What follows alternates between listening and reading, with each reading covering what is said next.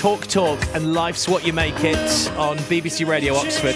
Just gone 4:10 right now. So music, well, it's really special to us for so many reasons. Hearing a melody or some lyrics can really conjure up some vivid memories of a time or a specific place, going right back to actually some of our earliest memories. And for people who have dementia, that can be even more powerful. So let's talk to James Allard from out near Swindon Way. James, welcome to the show. Thank you, Adam. How are you? Yeah, really good. Thank you very much. I mean, firstly, I've got to say, I'm really sorry to hear you lost your mum last summer. Yeah, kind of you to say. Thank you. But please tell us about her relationship with music and memory and what you've started up for this. Yeah, well, I mean, Mum always encouraged me with music. I play the drums. I'm a musician myself. But if I just give you a bit of background, a couple of years ago, we were getting really worried about Mum. It was obvious that she wasn't herself anymore. And sadly, yeah, she had a very rapid onset of dementia. And, we lost her last July. But even though she was going through a time in her life when she couldn't always remember who I was, or my brother or my sister, you could sing her one of her favourite songs from The Sound of Music, or play it to her on the phone, and her face would just light up and she'd be singing along. Aww. And she remembered all the words from songs from 30, 40 years ago, but couldn't necessarily remember what she had for lunch that day. And it was just such a powerful connection for us to see it. Ultimately what happened when we reached a point where we were no longer able to visit Mum because of lockdown 1, as we're calling it these days, one of my mum's wonderful carers, she played us some music from The Sound of Music on her phone. She videoed her on another device and she sent it to us. And it was absolutely overwhelming just to see my mum sat there, all smiles, a little bit giddy, singing along with the music. I hadn't seen her light up like that for at least 12 months by that point. So it was wonderful to see it and to really make that connection. And it was really powerful, as you just said, for you to see your mum in that kind of way, having a smile on her face again and enjoying something when, I suppose, having a parent that's going through all that, you must at points start to think, have you really completely lost her? But that proves that whatever state they're in with Alzheimer's, they're still there. They are still there.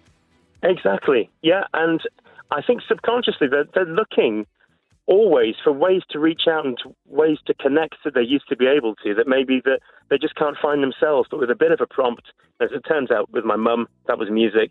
She came back to herself, even if it was just for a few minutes, but it was wonderful to see. And of course, this inspired you to do something to help make a difference for Alzheimer's Research UK. Yeah, I'm afraid I've launched a social media challenge. Love them or hate them. But I've called this one the 7 Lyric Challenge, and it's supposed to be a bit of fun, just to get you thinking about sharing a line or two from a song that's maybe stuck with you over the years. And of course, nominate, or as I'm trying to say, to get away from the word nominate, invite some of your friends to do the same. Yeah. But it is a challenge. It does make you think, and I really initially kind of struggled to come up with 7 lyrics. I ended up with about 700, and then it was a case of narrowing it down.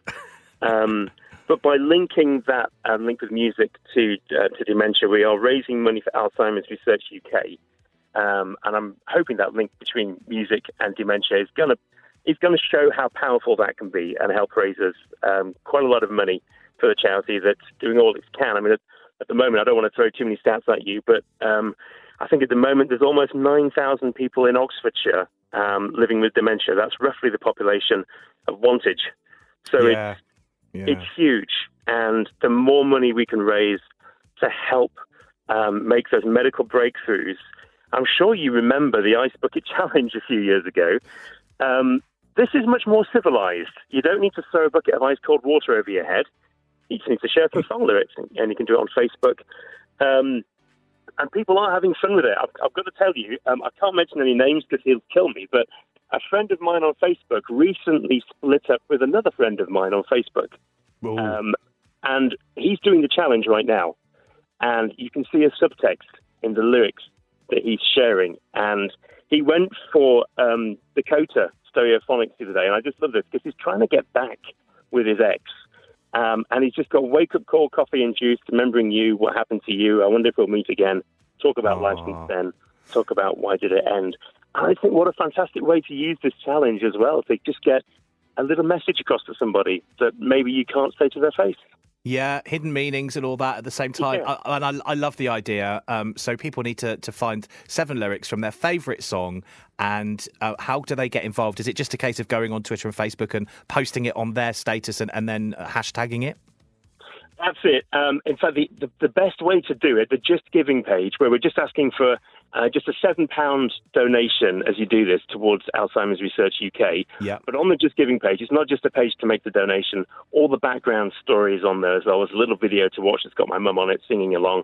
Yeah. I've seen that video. It's heartwarming. It's so lovely. It is, isn't it? It really is. Yeah. But it's all the instructions on how to take part in the 7 lyric challenge are on there. So you can just copy and paste a big chunk of text. That's got the links and everything in it as well. And then you just change the lyric each day for 7 days and change the friend that you're going to invite to do the same thing. Great. So how can people find that Just Giving page? What do they search for? Yeah, it's justgiving.com/fundraising/7 lyrics, and that's the number 7. So essentially, if anyone goes to the search bar within Just Giving and types in 7 lyrics, they should find it that way as well, which is really helpful. James Allard from out near Swindon Way, thank you so much for coming on the show today. Really appreciate your time and good luck with it all right? That's great. Adam, thanks so much for having me on. It's a pleasure. Right then, it's just gone 4:15. Let's get the latest on Oxfordshire roads with Will. How are they doing, Will?